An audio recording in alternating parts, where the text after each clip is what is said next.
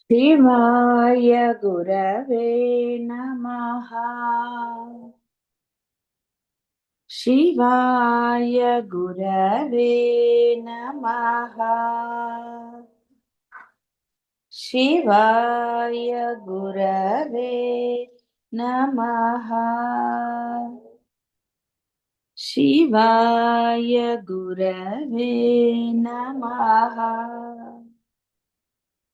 శివాయ గురవే నమః.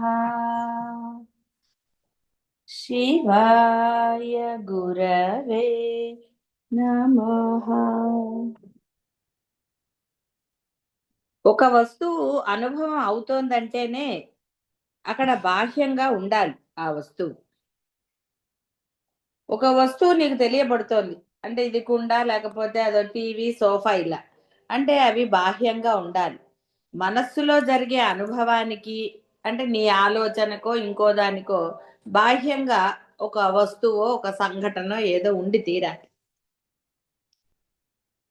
లోపల ఉన్న ఉనికి బాహ్యంగా ఉన్న వస్తువు అంతటా కూడా ఉండాలి. అంటే ఆ ఉనికి వస్తువు పట్ల కూడా ఉనికి ఉన్నప్పుడే. ఎన్నో వస్తువులు ఉంటాయి, అందరికీ అన్ని కనపడవు. ఎదురుగుండా ఉన్నది కనపడదు అనేది చాలా సహజమైన మాట అందరికి. అంటే దృష్టి ఏది పడుతోంది అన్నీ ఉన్నా అన్నిటి మీద పడకపోవచ్చు కూడా.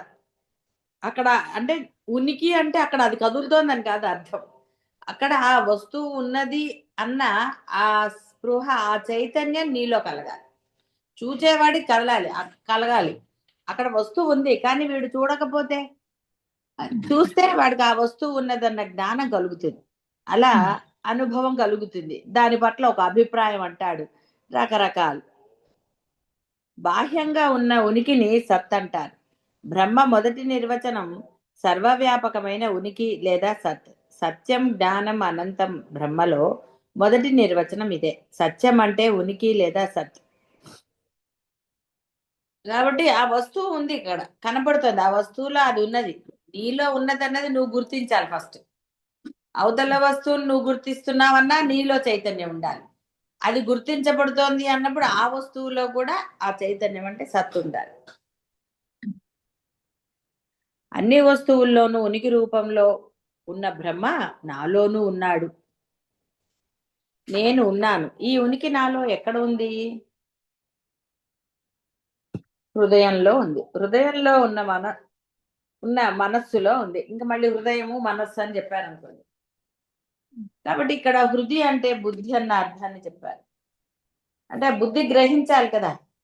నేను నా తెలివితేటలు నా బుద్ధి అని ఏదేదో అంటూ ఉంటారు.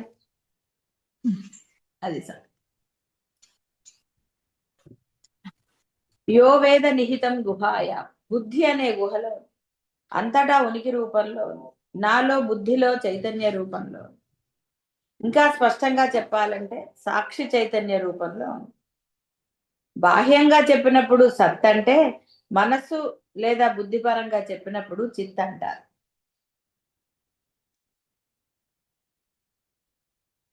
బాహ్యంగా చెప్పినప్పుడు వస్తువు ఆ ఉనికి.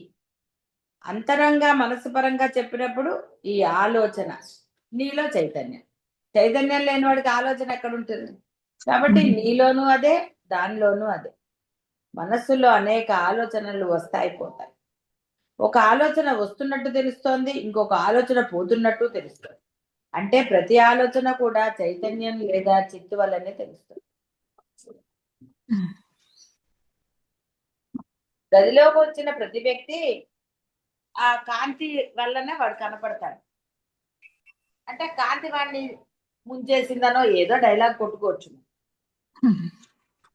అలాగే మనసులోకి వచ్చిన ప్రతి ఆలోచన కూడా చైతన్యమే. అంటే చైతన్యం లేకుండా వీడికి ఆలోచన ఎలా వస్తుంది? రాదు కదా. అందులో అయితే మీకేం సందేహాలు లేవు కదా. లేదమ్మా. మామూలుగానే సందేహం లేదు. దీంట్లో ఎలా వస్తుంది? ఎందుకంటే మీరు ఉన్నారు కదా. మీరు ఉన్నారంటేనే ఆలోచన, ఆలోచన అంటేనే ఆ చైతన్యం. మరి అప్పుడు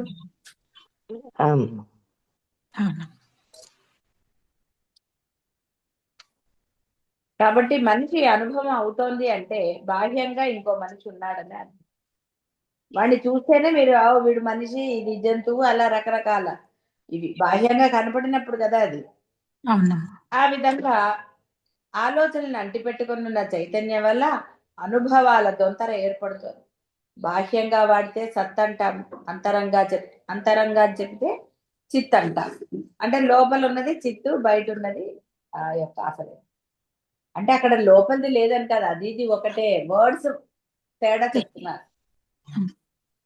అంతటా సద్రూపంలో ఉన్నది చిద్రూపంలో అనుభవంలోకి వస్తుంది. ప్రతి అనుభవం కూడా బాహ్యంగా ఉన్న వస్తువుతో పెనవేసుకుని ఉన్నది.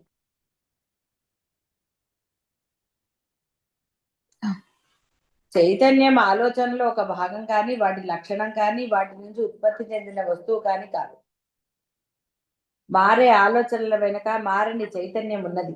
ఆలోచనలు ఆగిపోయి మనసు శూన్యంగా ఉన్నా, మనసు శూన్యంగా ఉందని కూడా చైతన్యానికి తెలుసు.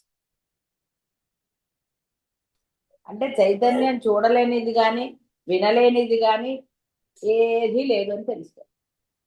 ఉన్నది అదే, ఆ పరబ్రహ్మమే. చైతన్యం అన్నదే, చిత్ అన్నదే, ఆత్మ అన్నదే. ఆఖరికి జీవుడు అని వాడు నువ్వు అనాలి అంటే కూడా అదే ఉండాలి, లేదా వాడిని జీవుడు అనరు. జీవుడు వెళ్ళిపోయాడండి అందులో వచ్చాడు, జీవి వెళ్ళిపోయాడు.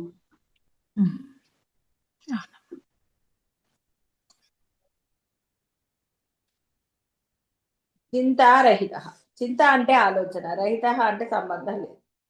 ఈ చైతన్యానికి ఆలోచనతో సంబంధం లేదు. ఎక్కడుందంటే ఆలోచనతో సంబంధం? అది ఎప్పుడు సాక్షి. నువ్వు చేసే పనులన్నిటికీ నువ్వు మంచి చేయి, చెడు చెయ్యి, వాటన్నిటికీ అది సాక్షిగా ఉంది తప్ప నేను అనలేదు. నువ్వు మంచి చేస్తున్నావు కాబట్టి అది నాదే అని అది అనలేదు. ఈ దేహంతో అంటే నీ భావాలతో, నీ ఆలోచనలతో ఏది చేసినా ఆ లోపల అది ఉండటం వల్లనే. అది లేకపోతే నువ్వు చేసేది లేదు, ఏది లేదు. కాబట్టి అది సాక్షిగానే ఉంది. అదేమి అహంకరించట్లేదు. ఆహా నా వల్లే నువ్వు చేస్తున్నావు అని అంటలేదు. కానీ ఏ సత్తా లేని వాడు మటుకు నేను నేను అంటు అహంకరిస్తున్నాడు, నా గొప్పతనం అంటాడు. వాడు ఒకప్పుడు మంచిగా ఉంటాడు, ఒకప్పుడు ఉండు. ఎందుకు? వాడి బుద్ధి మంచిగా ఉన్నప్పుడు వాడు మంచిగా ఉంటాడు, మంచిగా లేనప్పుడు ఇంకొకటి అవసరాన్ని బట్టి కూడా అంతే కదా, అవసరాన్ని బట్టి ఉంటాడు. కాబట్టి మనిషి రకరకాలు. ఇన్ని చేసిన ఆ లోపల ఉన్న చైతన్యం మటుకు సాక్షిగానే ఉంటుంది తప్ప అదేమి కల్పించుకోవటం లేదు. నువ్వు మంచి చేస్తున్నావు అంటలేదు, చెడ్డ చేస్తున్నావు అంట. నువ్వు సాక్షిగా అయినప్పుడు ఒరే నువ్వు నేను సమానం అని వీడు దాన్ని తెలుసుకుని ఆచరణలో పెట్టటము అంటే మౌనంగా ఉండటం. ఎప్పుడైతే వీడు ఆ విధంగా సాక్షిగా, మౌనం అంటే సాక్షిగా ఉంటాడో అప్పుడు అదేమంది, నువ్వు నేను సమానం అని. అంతకన్నా కావాల్సిందేముంది? అంతే. అదే చెప్పారు. కాబట్టి ఆ సాక్షిత్వమే. అయితే ఇదేం ప్రయత్నం ఏం చేయక్కర్లా, ఎందుకంటే మీకు ఇది అనుభవమే, మీకు ఎక్స్పీరియన్సే. ఎన్నో చోట్ల సాక్షిగా లేరండి, ఉన్నారు. కాబట్టి అది అన్నిట్లో ఉంచండి అన్నారు. అమ్మో అదెలాగండి, మరి అందులో ఉన్నావు కదరా, మరి అదే చెయ్యి, అప్పుడు ఆనందం వస్తుంది కదా, పరమానందం వస్తుంది కదా, గొడవ లేదు కదా. గొడవ లేదనేది అర్థమవుతుంది కదా.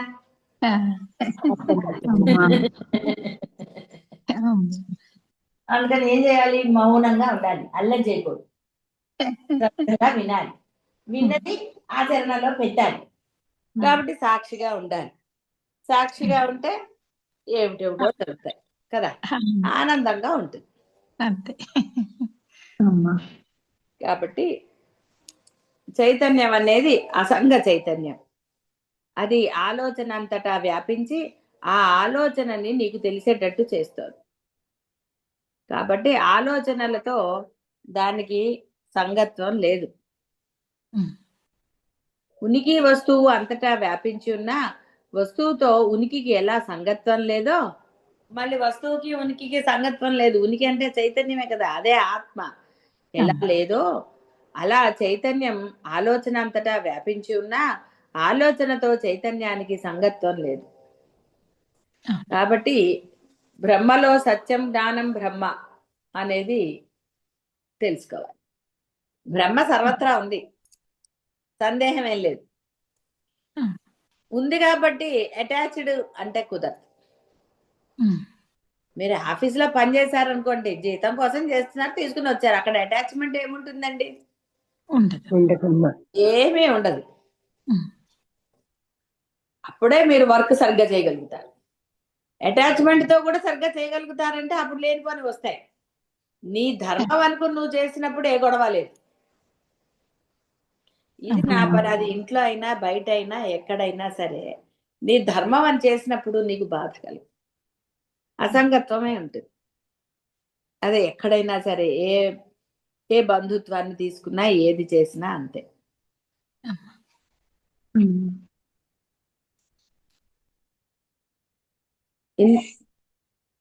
వస్తువు అంతటా వ్యాపించిన ఉనికి, ఆలోచనలంతటా వ్యాపించిన చైతన్యం, ఈ రెండు కూడా అటు వస్తువుల సరిహద్దులకు కానీ ఇటు ఆలోచన పరిమితులకు కానీ పరిమితి చెందలేదు. ఆత్మ అనంతం అని చెప్పబడింది కదా, ఆత్మ అనంతం. అంతేగాని నేను ఆలోచించానంటే నా బుద్ధి ఇంతే కాబట్టి ఆత్మ కూడా ఇంతే అని నువ్వు ఎలా అంటావు? అనడానికి లేదు. వస్తువు ఇంతే ఉంది కాబట్టి ఇంతవరకేనండి చైతన్యం, అది కాదనడానికి లేదు. అక్కడ ఏమీ లేదు అన్నా చైతన్యం ఉంది కాబట్టి నువ్వు ఏ విధి లేదు అనగలుగుతున్నావు. కాబట్టి అది అపరిమిత తత్వం. ఈ సత్తు చిత్తు రెండు ఒకటే, ఏకం. అదే ఏకం అంటే రెండవది లేనిది. వస్తువులు అనేకం కానీ ఈ సత్తు ఒకటే. ఆలోచనలు అనేకం, చిత్తు ఒకటే. నువ్వు ఒక్కడవే కదా పాపం. నీ మనస్సు నీ లోపల ఉన్నది ఒకటే కదా పాపం, కానీ నీ ఆలోచనలు ఒకటేనా? అబ్బో.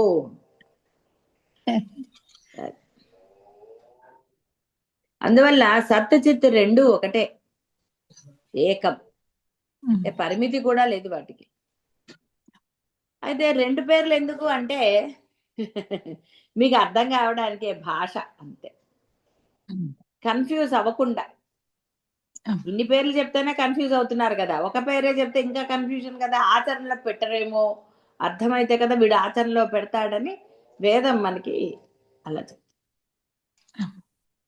కాబట్టి మనిషికి మాత్రం అనేక పేర్లు లేవా? మరి ఎందుకు? ఆఫీసులో ఒక పేరు, ఇంట్లో ఒక పేరు, స్నేహితుల మధ్యలో మరో పేరు. మరి మామూలు మనిషికి అన్ని పేర్లు ఉండగా పరబ్రహ్మంకి ఎందుకు ఉండకూడదని ఇక్కడ చెప్పారు. ఇక్కడ అలా తీసుకోగల, అలా తీసుకుంటే మళ్ళీ వేరు సమానమని. ఎలాగైతే ఈ మనిషే ఒకళ్ళకి కొడుకు, ఒకళ్ళకి భర్త, ఒకళ్ళకి తండ్రి, తమ్ముడు, అన్న, ఎన్ని, వీడు ఒక్కడే. ఇది ఆఫీస్ అన్నారు అనుకోండి, అక్కడ ఆఫీసరు, ఇక్కడ ఇది అది, ఏదున్నా వీడు ఒక్కడే కదా. అలాగే ఈ బ్రహ్మం ఒకటే, కానీ వ్యవహారంలో అంటే నీకు అర్థం అవ్వడానికి బోధలో దానికి ఈ యొక్క పేర్లు వాడబడుతున్నాయి. ఎన్ని పేర్లు వాడినా అది మటుకు ఒకటే. దాని అర్థము ఒకటే, దాని వ్యవహారము ఒకటే, అన్నీ ఒకటే. అది ఎప్పుడు సాక్షి, అందులో సందేహం లేదు.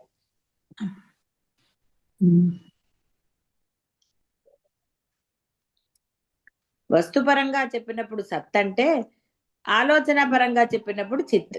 ఆలోచన లోపల చేస్తారు కదా, అందుకని మనస్సు చిత్ అన్నారు. బాహ్యంగా అంతటా ఉన్న సత్ రూపంలో బ్రహ్మ తెలిస్తే మనలో చిత్ రూపంలో ఉన్న బ్రహ్మ తెలుస్తాడు. అందువల్ల ఉన్నది ఒకటే బ్రహ్మ, అక్కడేమి 10 లేవు, ఉన్నది ఒకటే బ్రహ్మ. నువ్వు దానికి కుండ అనొచ్చు, ఇంకోటి అనొచ్చు, నేను అనొచ్చు, ఏదన్నా అనుకోండి, దానికి ఏమి దిగులు లేదు. నువ్వు ఏదన్నా సరే అది సాక్షిగానే ఉంటుంది. నువ్వు సాక్షి అయినప్పుడు మాత్రమే అది పనిచేస్తుంది. అప్పటి వరకు అది ఏమీ చేయదు, అన్నిటినీ వింటుంది, చూస్తుంది, అన్నీ చేస్తుంది, కానీ అది సాక్షి,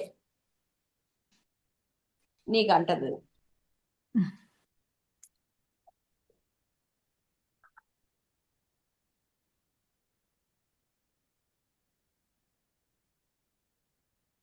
కాబట్టి దానికి వస్తు సంబంధం లేదు, వ్యవహార సంబంధం లేదు, అంటే ఆలోచనలతో. కాబట్టి ఈ స్థితే తురీయ అవస్థ.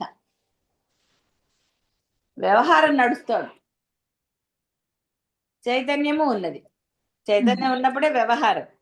కాబట్టి ఇదంతా ఉంది, కానీ ఎక్కడా కూడా కర్తృత్వం లేదు. కేవలం సాక్షి భావంతో చేస్తున్నాడు. దానినే బ్రహ్మము అన్నారు, తురీయ అవస్థ అన్నారు, భావాతీత స్థితి, గుణాతీత స్థితి, వీటన్నిటికీ అన్ని పేర్లు వచ్చాయి. ఎందుకంటే భావం లేదు, ఉంది భావం, కానీ భావం నాది అనటల్లా. నేను, నా ఆలోచన, నా బుద్ధి, నా గొప్పతనం, నా వివేకం, ఇవేమీ లేవు అక్కడ. కాబట్టి కర్తృత్వం లేదు. ఎప్పుడైతే వీడిలో కర్తృత్వం లేకుండా వ్యవహారం జరుగుతోందో అప్పుడు బ్రహ్మము వీడు సమానం, సందేహమేం లేదు.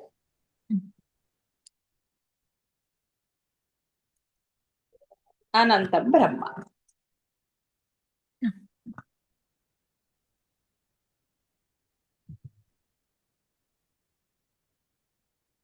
కాబట్టి అమేయము అంటే ఇంకా అసలు దానికి ఇది అదనే లేదు, అపరిమేయం, అంతటా ఉన్నది. ఇందులో ఉంది, ఇందులో లేదు అనడానికి లేదు.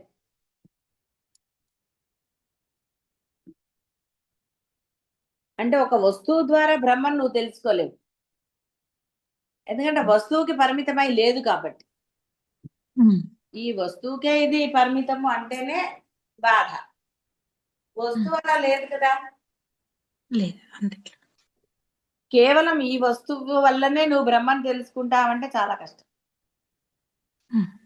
ఎందుకంటే పరిమితికి లోబడి లేదు, సర్వము అదే అంటున్నప్పుడు మళ్ళీ ఏమండి నేనున్నాను కాబట్టి ఈ బ్రహ్మం ఉంది అంటే నువ్వు లేనప్పుడు లేదా, ఉంది కదా. ఇది అది తెలుసు.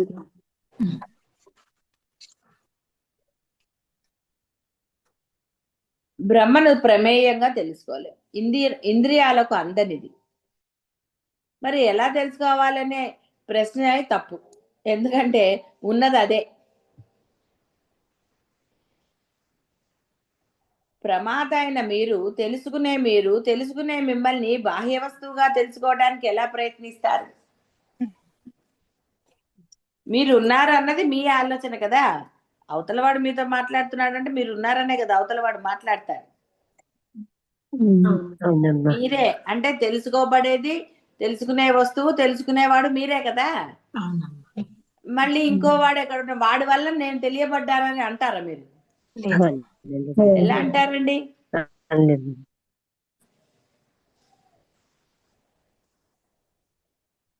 సత్యం, జ్ఞానం, అనంతం, అప్రమేయం బ్రహ్మ అనే వాక్యం వస్తుంది ఇప్పుడు మనం చెప్పుకున్నవన్నీ కనుక కలిపితే. భగవద్గీతలో కృష్ణ పరమాత్మ తన బోధన మొదలు పెడుతూనే ఆత్మ లేదా బ్రహ్మ నిర్వచనంతో ఆరంభించాడు. అనాసినో అప్రమేయస్య తస్మాత్ యుధ్యస్వ భారత్. కాబట్టి అప్రమేయమన్నా అమేయమన్నా అదే. ఆత్మ నువ్వే కాబట్టి దాన్ని పంచ జ్ఞానేంద్రియాలతో నువ్వు తెలుసుకోలేవు. నువ్వు ఎలా తెలుసుకుంటావంటే ఆ ఇంద్రియాలు నీలో పనిచేస్తున్నాయంటేనే అది ఉన్నట్టు కదా. అంతేగాని ప్రత్యేకంగా కళ్ళను ఉపయోగించి ఏం తెలుసుకుంటావు? తెలుసుకోలేము. ఎందుకంటే ఆత్మ నువ్వే. నువ్వే అయినప్పుడు మళ్ళీ నువ్వు ఎలాగా నీ దాంతో తెలుసుకుంటావు? నీ కళ్ళతో నిన్ను ఎలా చూసుకుంటారండి? ఏదో కొన్ని ఇవి కనపడతాయి కానీ నీ ఫేస్ నీకు కనపడుతుంది అద్దంలో తప్ప. చూసుకుని ఆహా ఈ కాళ్ళు చేతులే నేను అనుకుంటావా?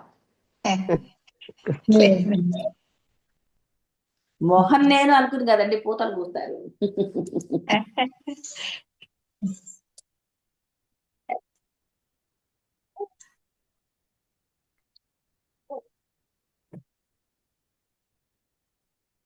యతో వాచో నివర్తంతే అప్రాప్య మనసా సహా. వాక్కుతో దీన్ని నిర్వచించలేదు, అందుకే ముందే చెప్పారు ఎక్కడ వాక్ ఆగిపోతుందో అదే బ్రహ్మం.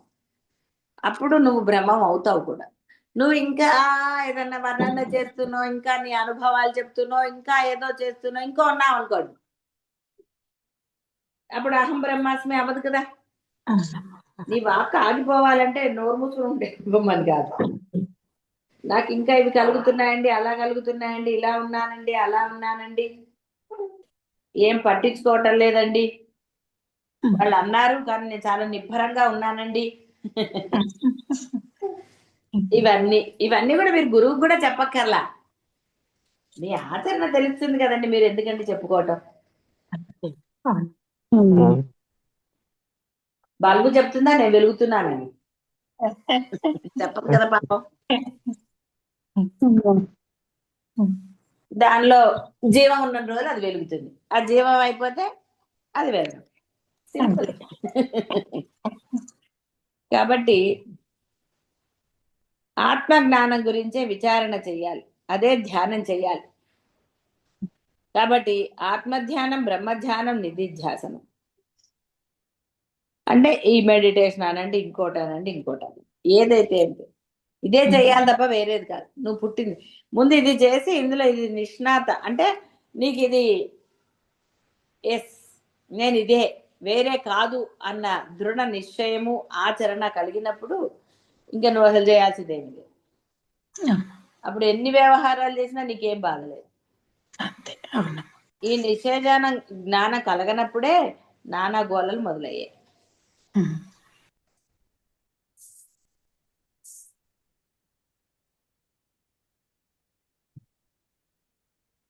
కాబట్టి ఇది ఉన్నది సత్యం, ఉన్నది ఆ బ్రహ్మమే అని గుర్తు తెచ్చుకోవటం ఏమిటి, ఉన్నది అదే అయినప్పుడు. అంటే నువ్వు ఆ ధ్యాసలో ఉంటే తత్ర దృఢైవ నిష్ఠ, నువ్వు బ్రహ్మజ్ఞానంలో దృఢంగా నిలబడతావు. సందేహమో లేకపోతే ఇంకోటేదో ఉంటే ఇంకా దృఢ నిష్ఠ ఎలా కలుగుతుందండి? నిశ్చయమన్నా నిష్ఠ అన్నదే ఎలా కలుగుతుంది? అది కలిగితే తప్ప నీలో ఆ యొక్క అప్రమేయత్వం సిద్ధించదు, అహం బ్రహ్మాస్మి అంటే ఆ జ్ఞానము సిద్ధించదు నీకు.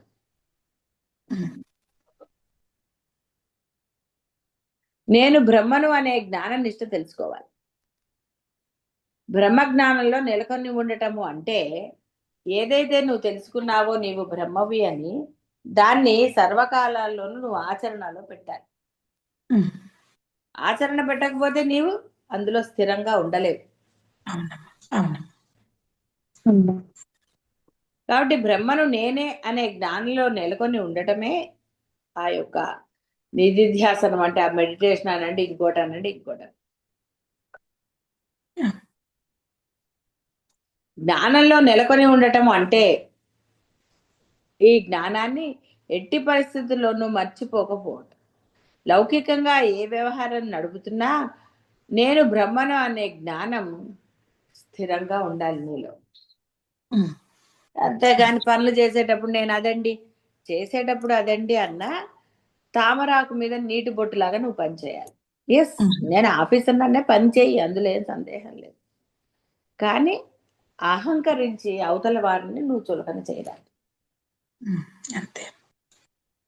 వ్యవహారం జరుగుతుంది నీ పొజిషన్ని బట్టో ఇంకోటో ఇంకోటో. అక్కడ ధర్మంగా ఉన్నావా లేదా అన్నదే పాయింట్.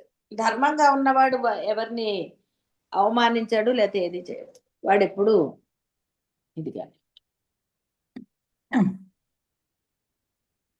కాబట్టి దృఢనిష్ట ఉండాలి. ఈ దృఢనిష్ట అంటే స్వరూప జ్ఞానంలో నిలబడటం అంటే మీ బొమ్మ గీసి నిలబడటం కాదు, అహం బ్రహ్మాస్మి అని పదే పదే వల్లవేస్తూ కూడా కాదు, నేను బ్రహ్మనని చెప్పటము కాదు. సరే పైకి చెప్పకూడదంటే పదే పదే మనసులో ఆలోచన రూపంలో అనుకోవాలా అంటే అది కాదు. ఎందుకంటే మీరు పదే పదే ఒక మాటను వల్లవేసినా ఒకే ఆలోచనను పదే పదే చేసినా వ్యవహారం ఎలా జరుగుతుంది? సందేహం ఉంటే మీరే ప్రయత్నించి చూడండి. మనస్సు ఒక్కసారి రెండు పనులను చేయలేదు. నేను చేయగలనే అని మీకు అనిపించవచ్చు, ఆహా నేను మల్టీ టాస్కర్ అని అనుకుంటాను. కానీ సెకండ్స్ లో తేడా లేదండి. ఒక ఆలోచన ఉన్నప్పుడు ఒక ఆలోచనే ఉంటుంది కదా. ఇది ఓకే. అయ్యాక రెండో ఆలోచన వస్తుంది. అమ్మా ఒక పని చేశాక రెండో పని చేయగలుగుతారు. ఏదో చిన్న చిన్నవి అనుకోండి, ఇటు దీన్ని కాలుతో జరిపేసి చేత్తో ఊడ్చేయటమో ఎలాగా కొన్ని ఉంటాయి, అది నష్టమేం లేదు, అంటే చెయ్యగలుగుతానని. కానీ ఇక్కడ మైండ్లో ఈ రెండు రావాలి, ఈ పని ఆ పని అని ఒకదాని తర్వాత ఒకటి ఉన్నప్పుడే ఇక్కడ మీరు ఇది చేయగలుగుతారు. అంతే తప్ప మీరు పోనీ కనీసం రెండు ఆలోచనలు ఒకటేసారి చేయగలుగుతారా? సైమల్టేనియస్ గా ప్యారలల్ గా చేయలేరు, ప్యారలల్ గా చేయలేరు.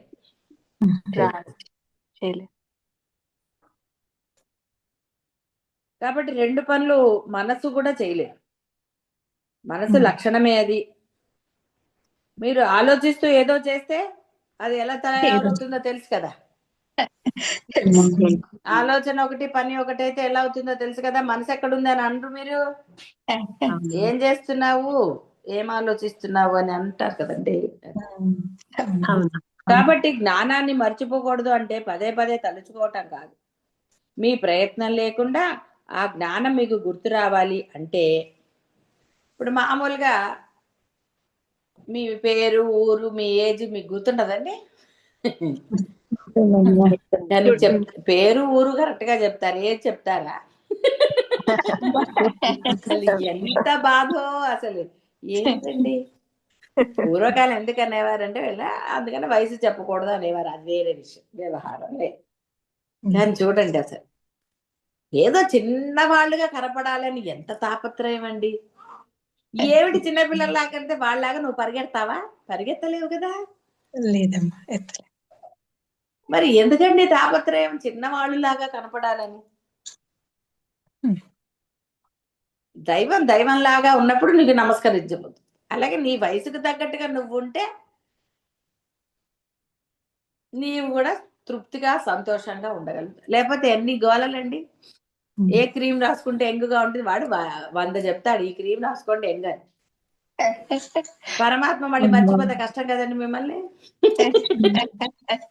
అంటే ఈ అనవసరమైన తాపత్రయాలు మిమ్మల్ని అహం బ్రహ్మాస్మి స్థితిలో ఉండనిస్తాయా? అందుకని వీటన్నిటిని వదిలేయండి. ఇవన్నీ ఏది జరగాలో అది జరుగుతూనే ఉంటుంది. ముందు ఈ యొక్క స్థితి నీకు అంటే ఆ దృఢ నిష్ట ఉండాలి. అంటే నువ్వు ఆచరణలో పెట్టి తీరాలి. ఆచరణ లేని వ్యవహారం దేనికండి? నీకు అన్ని తెలిసి ఏది ఎలా చేయాలి, నీకు ఇష్టం ఉంటే ఆ పర్ఫెక్ట్ గా చేస్తావు, అది ఏ పని అయినా సరే. అవునా కదా? ఆలోచించుకో. మీకు ఇష్టం అనుకోండి, మనుషులనండి అదనండి ఏదైనా సరే, మీకు అక్కడ ఎప్పుడైతే మీ మనసు అక్కడ లగ్నమైందో అది ఏదైనా సరే పర్ఫెక్ట్ గా వస్తుంది. మనసు లగ్నం కాకుండా అబ్బా తప్పట్లేదు రాని తిట్టుకుంటూనో ఇంకో రకంగానో రకరకాలు కదా పనిని బట్టి, అప్పుడు ఏమైనా వస్తాయండి? పోనీ తినే వస్తువులు అయితే రుచిగా వస్తాయా? ఏదో చేసామంటే చేసాం, పని అయిపోయింది నాది, ఇంకా నాకు అంతే సంబంధం లేదు, చేయటమే గొప్ప అంటాడు వాడు.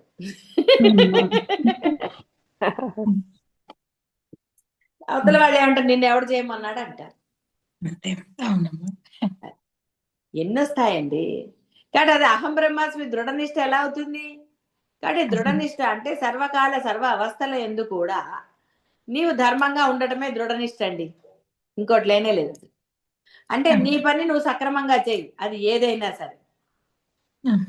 నీవు సక్రమంగా చేస్తున్నావో లేదో నీకు వేరే వాళ్ళు అక్కర్లేదు, సాక్షులు. ఎవరు కావాలండి సాక్షులు? ఎవ్వరు అక్కర్లేదు. నీ పనికి నీకు తెలుసు నువ్వు ఎలా చేశావు. అది ఏ పని అయినా సరే, ఎలాంటిదైనా సరే. మరి అప్పుడు అది దృఢనిష్ట అవుతుందా? ఎలా అవుతుంది? నీ మనస్సులో అది సరిగ్గా చేయలేదు, నేను కొంత ఉంది అవతల ఏదన్నా ఆలోచన రానివ్వండి, అంటే అందులో భేదం ఉందని నీకు తెలిసింది కదా, అవతల వాళ్ళు నేను అనక్కర్లా. అందుకే గురువు మిమ్మల్ని ఏమనడు. ఎప్పుడో అన్ని చూసి చూసి ఎన్నో అయ్యాక, జారు నిండిపోయాక ఓవర్ఫ్లో అవుతుంది చూసారా, అప్పుడు చెప్తాడు. అప్పటి వరకు మిమ్మల్ని అన్నారండి మీరు చేసే పనులకి? ఎందుకంటే మీకు తెలుసు కదా మీరు ఏం చేస్తున్నారో. మీకు తెలియనంత అమాయకులో చిన్నపిల్లలో వేరే అయినా, మీరు చిన్నవాడికి కూడా తెలుసు చిన్నపిల్లలకు తెలియదండి వెదపనులు జాటుగా చేస్తారని మీకు తెలుసు కదా. ఏంటి సైలెంట్ గా ఉన్నాడు వాడు, ఏదో వెదపని చేస్తున్నాడు అయితే ఎక్కడో ఉన్నాడు అని. చిన్నపిల్లలకు కూడా తెలుసు, మీకు తెలీదా? తెలుస్తుంది. కాబట్టి తెలిసినప్పుడు గురువు ఎందుకండి మళ్ళీ ప్రత్యేకంగా అనటం?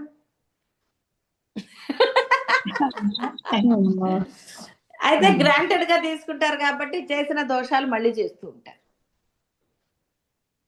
ఏం పర్లేదులే గురువుగారు మన ఏం అనలేదుగా, తెలియలేదేమో. మళ్ళీ అదే నోటితో ఏమంటారంటే గురువుగారికి అన్ని తెలుసండి అంటారు. అన్నీ మీ మాటలే. మరి ఇక్కడ ఎక్కడుందండి దృఢనిష్ట? అహం బ్రహ్మాస్మి స్థితి ఉందా? ఇది అహం అంటే బ్రహ్మం ఎప్పుడైనా రెండు మాటలు మాట్లాడాడండి? నేనేం మాట్లాడలే రెండు మాటలు ఎప్పుడు. నువ్వు ఫ్రిడ్జ్ లో వస్తువు పెట్టినా ఆ వస్తువు పాడవ్వాలని అన్నప్పుడు పాడవుతుంది కదా.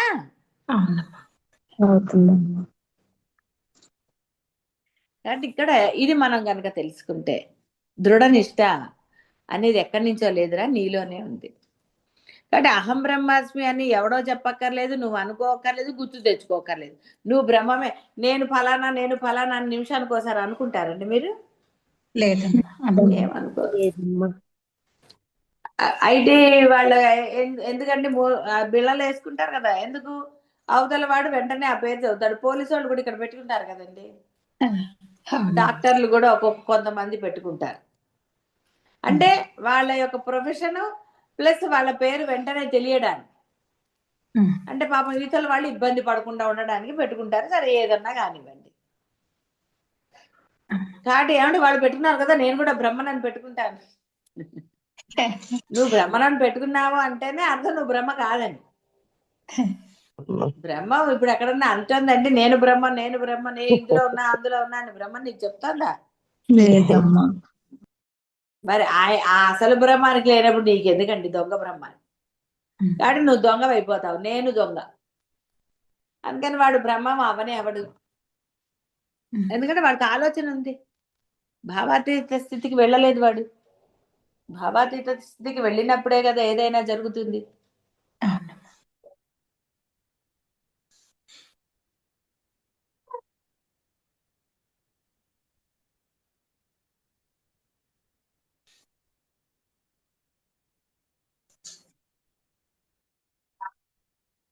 కాబట్టి ఇక్కడ ఎలా అయితే మీ ఐడెంటిటీని మీరు మర్చిపోరో,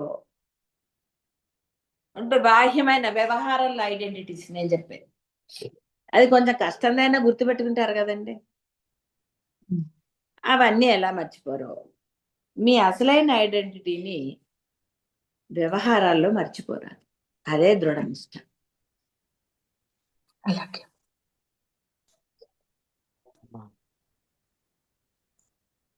అడిగిన తక్షణమే జవాబు చెప్పగలిగే జ్ఞానం మీలో అందుబాటులో ఉంటుంది. అంటే బాహ్య విషయాలు. కాబట్టి నీవు బ్రహ్మం అనేది ఎలా మర్చిపోతావు?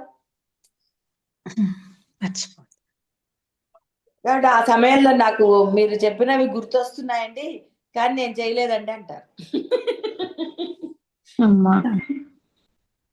మీరు చెప్పిన డైలాగ్లే కదండి, కానీ ఆ క్షణం అలా జరిగిపోయిందండి అంటారు. ఎందుకు జరుగుతుందండి ఆ క్షణం అలాగా? మీరు అనుకోకపోతే జరుగుతుందా? బ్రహ్మంది మాత్రమే అంటే మీరు ఆ క్షణంలో బ్రహ్మ వ్యవహారం చేసినప్పుడే అనుకోకుండా జరిగి బ్రహ్మాండం అవుతుంది. చెడ్డ పని అప్పటికప్పుడు ఎలా అవుతుందంటే. కాబట్టి వ్యక్తిగత వివరాలను ఎలాగైతే తడుముకోకుండా చెప్తారో అంత చక్కగా బ్రహ్మ లక్షణాలను కూడా తడుముకోకుండా చెప్పగలగటమే దృఢనిష్ట, జ్ఞాననిష్ట, బ్రహ్మనిష్ట. నేను మనిషిని ఎలా మర్చిపోరో అలా నేను బ్రహ్మను అని మీ వ్యవహారంలో చెప్పాలి. వ్యవహారం వల్లనే మీరు బ్రహ్మం అని తెలుస్తుంది, చెప్పుకున్నంత వల్ల కాదండి. ఇక్కడ దృఢనిష్ట అంటే నిష్ట అంటే ఆచరణ కదా. వాళ్ళకి చాలా నిష్ట అండి, అన్ని అగ్నితో కడుగుతారు అంటే వాళ్ళు అలా చేస్తారని కదా. నిష్ట అంటే చెప్పటం కాదు, ఆచరణ.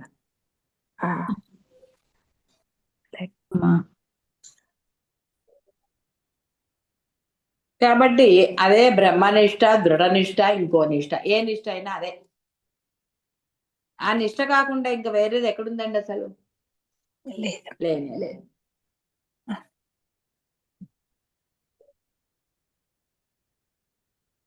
కాబట్టి బ్రహ్మ యొక్క నిర్వచనమే సత్యం, జ్ఞానం, అనంతం. సరే, ఇక్కడ అప్రమేయం కూడా సరే అప్రమేయం కూడా చేర్చారనుకోండి. మామూలుగా సత్యం, జ్ఞానం, అనంతం, బ్రహ్మ అంటాం మనం. ఇక్కడ అనంతం ఉంది కాబట్టి అసలు అప్రమేయం చెప్పక్కర్లే. మామూలుగా అనంతం అంటేనే అప్రమేయం అని అర్థం, పరిమితికి లోబడి లేదని అర్థం. బ్రహ్మనిష్టలో నిలబడటం అంటే ఎట్టి పరిస్థితులలోనూ నేను బ్రహ్మను అనే జ్ఞానాన్ని మర్చిపోకుండా ఆచరణలో పెట్టడం అంతే. కాబట్టి జీవ బ్రహ్మైక్యమన్నా ఏదన్నా సరే నీవు నిష్టని అంటే ఆచరణ పెట్టడమే. అహం బ్రహ్మాస్మి అనేది అది ఆచరణ పెట్టినప్పుడే నీవు బ్రహ్మ. ఆచరణ పెట్టకుండా ఎన్ని చేసినా వాచా వేదాంతి. అప్పుడు ఆలోచనలు తప్పవు, వ్యవహారాలు తప్పవు, నానాగోళలు తప్పవు. కాబట్టి ఏక్ నిరంజన్ అంటే సర్వకాలంలో, ఇందాకే కదా నిరంజన అని చెప్పుకున్నాం. సర్వకాల సర్వావస్థల యందు నీవు ఆనందంగా ఉండాలి, నిరాధారగా ఉండాలి అంటే ఈ బ్రహ్మనిష్టానండి, దృఢనిష్టానండి, ఇవి తప్పదు. కలిగి ఉండాలి అంతే. కాబట్టి ఏదైనా మీ చేతిలోనేది ఆప్షన్. గురువు బోధ చేస్తాడు, ఏదో కోపడతాడు, కానీ ఆచరణ పెట్టవలసింది ఎవరు? ఎవరికి ఆనందం కావాలో, నిరాధారంగా నిరంజనంగా ఉండాలో వాడు. శుభం భూయాత్.